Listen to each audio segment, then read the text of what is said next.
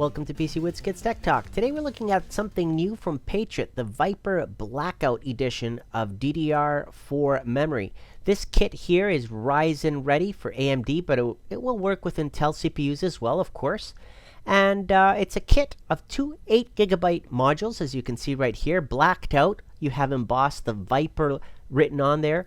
Here are the specs. You can pause the screen at any time. The first thing that stands out to me, of course, XMP 2.0 support, aluminum heat spreaders, the frequency, obviously 3600 megahertz, and the timings, 17, 19, 19, 19. So CL17 timings on this one. You can see here, it's got a pretty nice heat shield on there. That aluminum heat shield that's blacked out. It looks very nice. I mean, very aggressive fins at the top. You can see those sharp edges there. That's very aggressive. Cool looks, obviously. Very thin. You can just imagine these in your machine, how it would look. Pretty darn good. I mean, they're not RGB, obviously. That's the whole point of getting this. You want it to be blacked out, but it's there. It's stealthy. It's sexy. It's fast. It's fast memory. You're going to see that now coming up in the benchmarks. But, you know, there's a quick 360 look at it, so that way you really know what, you know, you're getting when you open up one of these out of the package. And here's another look of it on the motherboard, so you can see what I'm talking about. So if you get a nice board and it's all blacked out, this will look sweet in there, as you can see. And those aluminum fins, they really do dissipate heat very well. So good quality and construction there. I love it. Now here's the system that I'm going to be testing it with. I did a review on the processor, and I'll add the link at the end of the video. The motherboard itself, the ASRock Steel Legend, using the X570 chipset there from AMD. You can see there, when I first slapped the memory in there, it sets it up to 2133, but I'll go in through the settings to change that, and I'll enable the XMP setting for this memory. So as you can see there in the memory details, it recognizes the XMP profile for this, 3600 megahertz at 1.35 volts, and the timings at CL17. So I'll go and load the XMP setting by selecting that in the menu, and basically it'll populate all the values for that in the BIOS, in the UEFI settings here. And once it's set up, well, there's nothing else to do, really. You just save your settings and exit out of here.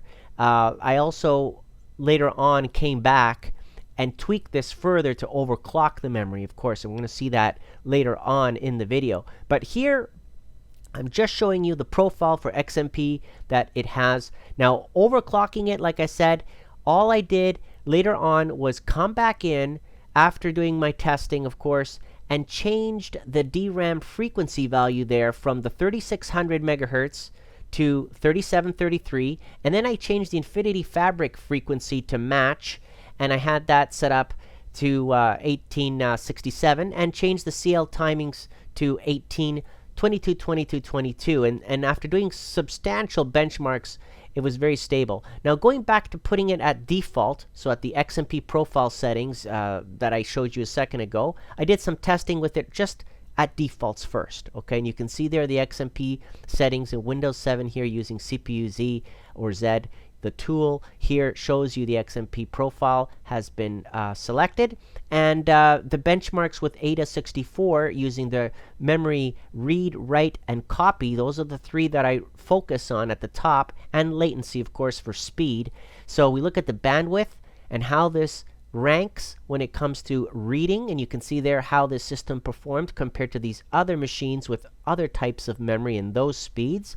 And I'm very happy to report how well this machine is performing with this memory. It's definitely fast, high-performance memory, and I'm very, very happy to say that the latency is also very quick. Okay, now overclocking it, of course, you get a boost, and even the latency went up. So when I overclocked it to 3733 with CL timings of 18, it still gave it a higher boost. Obviously, the CPU is running faster, the bandwidth, everything, the latency has gone up. Very impressive. W prime is a good example when it calculates the square roots of 1,024 million integers.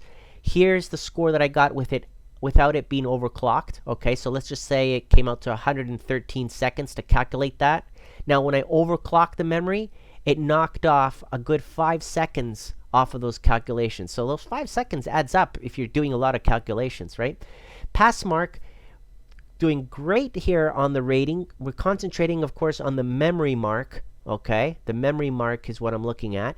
And if we look at the memory mark and break this down, I'm really looking at the memory read, memory write, and the latency. Okay, those 3 scores. So let's start with the read here. The uncached read results, you can see how it performs there. The bandwidth, 18,443 megabytes per second. And of course, I compare it to other memory modules. And then on the memory write, you can see there 12,449 megabytes per second. This is memory write uncached.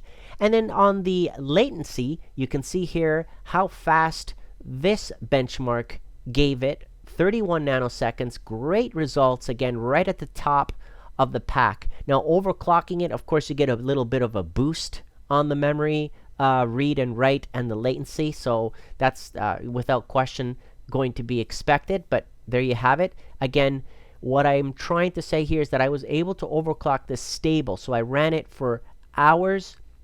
I had it running at full steam. I had it running on idle, of course. I had tested it with games, and not once did I get a blue screen of death. The system was stable like a rock, okay? So I'm very impressed with the Patriot Viper Blackout Edition. 3600 megahertz, overclocked it to 3733 without hassle, running it stable. I tell you, it looks great. It runs great. What else can you ask for? I mean, it's high quality in construction. You can tell that they spent time testing it. They stand behind their product with limited lifetime warranty. No blue screen of deaths, stable, easily overclockable. Well, the results on the performance speak for themselves. Definitely recommend this. Comment below if you want to see the further benchmarks that I did on the CPU or the graphics card or the motherboard. Click on one of these other reviews that I did here right now, and you can watch those as well. I'd like to thank Patriot Memory for providing this.